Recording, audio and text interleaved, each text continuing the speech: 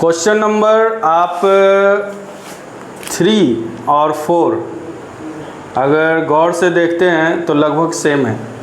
तो हम एक काम करते हैं, इसमें कोशिश करते हैं क्वेश्चन नंबर 4 को बताने का, क्योंकि क्वेश्चन नंबर 3 जो है बहुत ही आसान है। ये क्वेश्चन हम आप लोग को देते हैं कि आप बाद में घर पर बनाइएगा, ट्राई कीजिएगा। लेकिन ये क्वेश्चन जो है थोड़ा सा जो है ये थोड़ा डिफ़िकल्ट लगेगा, तो इसको हम समझा देते हैं। इसमें आप यही फिगर जो है कि रहेगा, ये जो फिगर देख रहे हैं ना, क्योंकि यहाँ पर मेंशन किया हुआ नहीं है कि कहाँ पर राइट एंगल बना हुआ है। तो जब फिगर में मान लीजिए अगर क्वेश्चन में कहाँ पर 90 डिग्री बनना है वो अगर नहीं दिया हुआ है, तो हम क्या करेंगे, जो यहाँ पर एंगल मेंशन किया गया है उसको कभी भी 90 डिग्री नहीं लिया जाता है। तो हम कोई भी उस एंगल के अलावा किसी भी वर्टेक्स को हम जो है 90 डिग्री बना सकते हैं, किसी भी पॉइंट को। तो यहाँ पर हम बी को ही जो है 90 डिग्री लिए हैं और सी अदर वर्टेक्स हो गया है। ठीक है, तो इस क्वेश्चन में बहुत ज़्यादा कोई ऐसा नहीं है, दिक्कत है। इसमें आप देखिए cot 15 cot A equal to 8 है, तो कॉट ए इक्वल टू क्या होगा 8/15। क्लियर। अब कॉट जो है रेशियो किसका है, कॉट रेशियो है बेस और परपेंडिकुलर का। तो यहाँ पर हम इसे क्या मान लेंगे, बेस, और इसको मान लेंगे परपेंडिकुलर, और हमें फाइंड करना है साइन ए और सेक ए। अब चूँकि हम पहले भी बताए हैं कि अगर रेशियो में दिया हुआ है तो हम उसको जो है जानते हैं कि ये जो है सिंपलेस्ट फॉर्म होता है, ओरिजिनल फॉर्म नहीं होता है।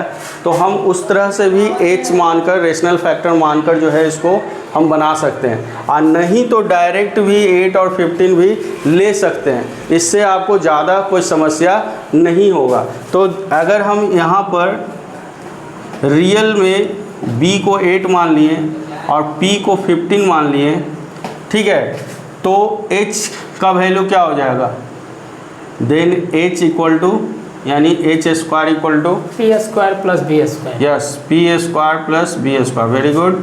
तो p के जगह हम रखेंगे 15 का स्क्वायर और b के जगह हम रखेंगे 8 का स्क्वायर। ठीक है, and it becomes 225 plus 64 and it becomes 289 after adding, and you will get h square equal to 289, then h equal to √289, and 289 आपको पता है कि ये 17 का स्क्वायर होता है। तो जब 17 का स्क्वायर है, ऐसे कर सकते हैं। तो ये बहुत सारे बच्चे को नहीं पता रहता है, इसलिए जो है कि 17 × 17 कर लीजिएगा प्राइम फैक्टराइजेशन की मदद से, और यहाँ पर जो है आपका ये निकल गया h का वैल्यू। तो हम क्यों ना पहले जो है जो वैल्यू दिया हुआ है हम फिगर में उसको लिख देते हैं, ताकि समझ में रहे कि बेस जो है 8 है, परपेंडिकुलर जो है 15 है, और h जो है 17 है। अब यहाँ पर जो है हमें फाइंड करना है साइन ए और सेक ए। तो साइन ए के लिए हम यहाँ कर देते हैं, आप लोग ध्यान दीजिएगा इस साइड। साइन ए का हम लोग क्या जानते हैं फॉर्मूला, p/h। तो p क्या है यहाँ, p/h। p यहाँ है 15 और h है 17, और यहाँ है सेक ए। तो सेक ए का हम लोग क्या जानते हैं, सेक ए जो है कॉस ए का क्या होता है, रेसिप्रोकल होता है। तो कॉस ए अगर b/h है तो सेक ए क्या होगा, h/b होगा। तो यहाँ h लिखेंगे और नीचे b लिखेंगे, और h अभी अभी फाइंड किए हैं 17, और b क्या है 8 है। बस इस तरह से जो है इस क्वेश्चन को बनाया जा सकता है, क्योंकि अब हम बताते हैं। बहुत सारे बच्चे कह सकते हैं कि सर इसमें जो है एक ही ट्रिग्नोमेट्रिक रेशियो का वैल्यू दिया हुआ था और इसमें जो है साइन ए और सेक ए का वैल्यू यानी कि अदर ट्रिग्नोमेट्रिक रेशियो का वैल्यू फाइंड करना है, तो आप इसको जो है डायरेक्ट ऐसे लेकर बना दिए। लेकिन हो सकता है कि आप लोग को ये मन में ये बात आए कि h मान ये यहाँ पर जो है हम जो है रेशनल फैक्टर मानकर b इक्वल टू 8k और p इक्वल टू 15k मानकर जो है इसको h का वैल्यू k के फॉर्म में ले आते हैं और तब वैल्यू रखते हैं, तब आता तो सेम ही रिजल्ट आता। चूँकि वो जो हम रेशनल फैक्टर वाले जो बताए थे वो एक्चुअली बहुत सारे मतलब एक रेशियो का वैल्यू दिया हुआ रहता था और सारे रेशियो को फाइंड करना रहता था। इन दैट सिचुएशन जो है कि उसको हम अप्लाई करते हैं। अब चूंकि यहाँ पर दो ही रेशियो पर्टिकुलर रेशियो का वैल्यू निकालना है, तो इन दैट सिचुएशन जो है आप जो वैल्यू दिया हुआ है उसी को पुट करके जो है आप निकाल सकते हैं, कोई दिक्कत नहीं है। सर यहाँ एक क्वेश्चन है कि जहाँ तक देख रहे हैं कि ये पाइथागोरस जो थ्योरम है H square equal to P square plus B square, और ये जब कोई भी वैल्यू निकालते हैं तो स्क्वायर से स्क्वायर रूट मीन्स स्क्वायर है ना, स्क्वायर रूट हमें याद करना पड़ेगा।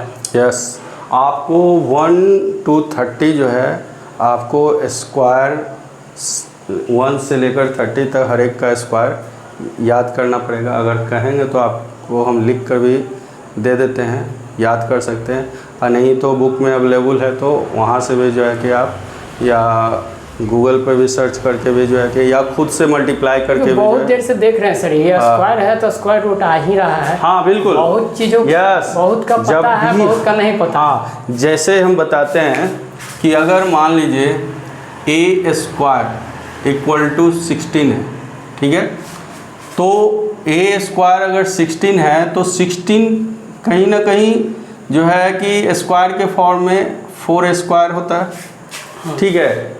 अब सोचिए कि दोनों इक्वल है, यहाँ बेस ए है और यहाँ बेस जो है 4 है और दोनों का पावर सेम है। क्लियर? Yes sir. तो जब पावर सेम है तो बेस भी सेम होगा, टू बी इक्वल। यहाँ इक्वल तभी होगा ना जब ए का वैल्यू 4 होगा, राइट, तभी नहीं इक्वल होगा। तो ये कैसे निकलेगा? तो हम जब इस तरह का जब कंडीशन आता है तो हम क्या करते हैं, डायरेक्ट अगर ए स्क्वायर दिया हुआ है 16 तो हम क्या करते हैं उस पर जो है जो भी नंबर्स दिए हुए हैं उस पर हम क्या चढ़ा देते हैं, स्क्वायर रूट। ये थोड़ा पानी लगा हुआ है इसीलिए जो है कि ये यहाँ पर दिक्कत हो रहा है लिखने में। आज गर्मी ज़्यादा है थोड़ा सा, इसीलिए जो है कि ऐसा हो रहा है। यहाँ देखिए ये चीज़ों को आई थिंक इसी में ये जो मार्कर है ना उसी में प्रॉब्लम है थोड़ा। अंडर रूट 16 लिख सकते हैं।